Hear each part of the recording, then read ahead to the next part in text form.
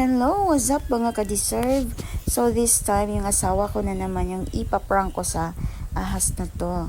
So napakainit sa labas, no? Kaya siya yung ipagsasampay ko nitong mga nilalabhan kong damit.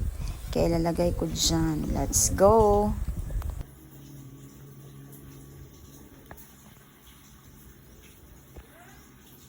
Phiêu phiêu phiêu phiêu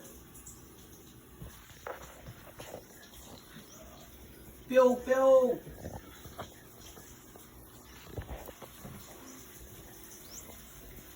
phiêu phiêu hiểm quá.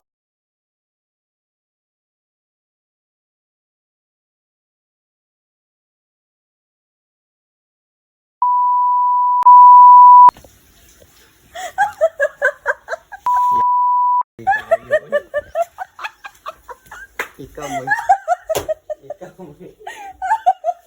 may pangmarap na